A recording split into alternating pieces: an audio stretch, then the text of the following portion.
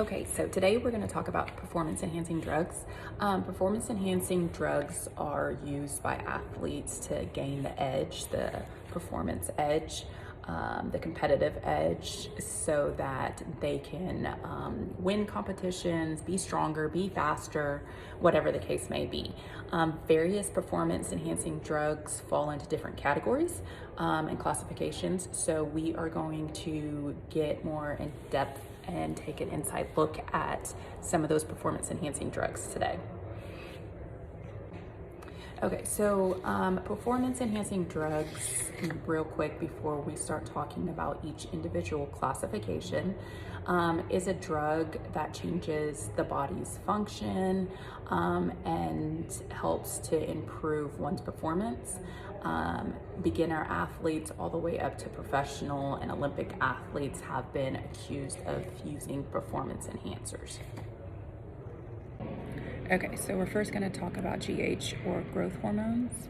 If administered correctly through a doctor with appropriate dosage and frequency, they can be used to help treat growth disorders.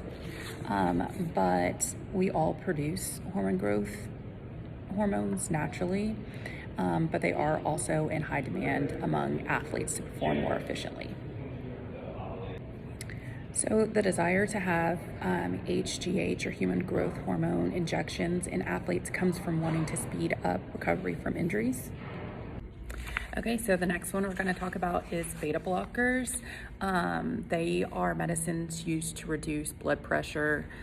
They help increase blood flow. Beta blockers are allowed in most. Okay, so next we're going to talk about diuretics. They are on the prohibited list for athletes, which they affect the function of the kidneys, and thus alter the body's fluid and salt balance, which leads to an increased exertion of urine. This is why a lot of athletes use them. They use them to flush out other drugs that they've taken that are in their system that they don't want to test positive for. They also use them to meet certain weight requirements for sports, and then just to flush other toxins out of their body. Okay, the next performance enhancer we're going to talk about is creatine. Creatine is used as a performance enhancer, but it is not illegal in most sports. It's used either in food or supplements and can increase muscle mass. Okay, next on our list are stimulants. They are used by athletes to reduce tiredness and increase alertness for competition. CNS stimulants have been used in a lot of doping incidences. They have created a real public health problem because of the sudden death and addiction rate. Stimulants have increased death rates because of the increase in blood pressure in athletes. Some examples of these stimulants are ephedrine, which can actually be bought over the counter in most medicines and some drinks and foods. Also cocaine, which has been used for a performance booster to make athletes faster and to help prevent fatigue.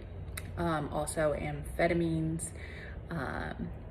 So doping has been a long-term problem in the sports world, despite the efforts to improve drug testing in athletes and increase the punishment in athletes. They're still using them. Some athletes, famous athletes that we know that have been accused of performance enhancement are Lance Armstrong, Jose Canseco, Arnold Schwarzenegger, Marion Jones, and Anderson Silva, just to name a few. Okay, the next drug that we're going to talk about are steroids. Steroids are the most commonly abused performance enhancing drugs among athletes. Anabolic steroids boost strength, confidence, and performance, yet continue to do serious damage. Athletes use anabolic steroids that are derived from testosterone and build body tissue to help make them bigger, faster, stronger at a faster rate. They use a method called stacking when they combine multiple steroids at a time, and this causes a lot of damage to the body. Steroids affect the blood, the heart, the liver, bones, skin, the organs, and other parts of the body. On top of all of that, there are psychological effects, including aggression. Beta blockers are allowed in most sports, just not in competition. Neither psychomotor performance nor muscular strength and power is negatively affected by beta blockers. Okay, so today I am talking with, state your name. Tony.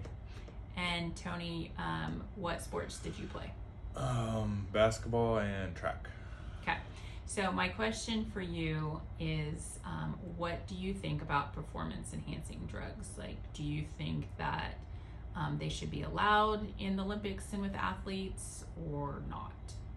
I mean, I guess it just depends on what sport it is, and I guess what it's for. I mean, if it's something medical reasons, I would say it could be used, but I mean, to enhance your abilities just to be able to win a sport, I don't think it should be used.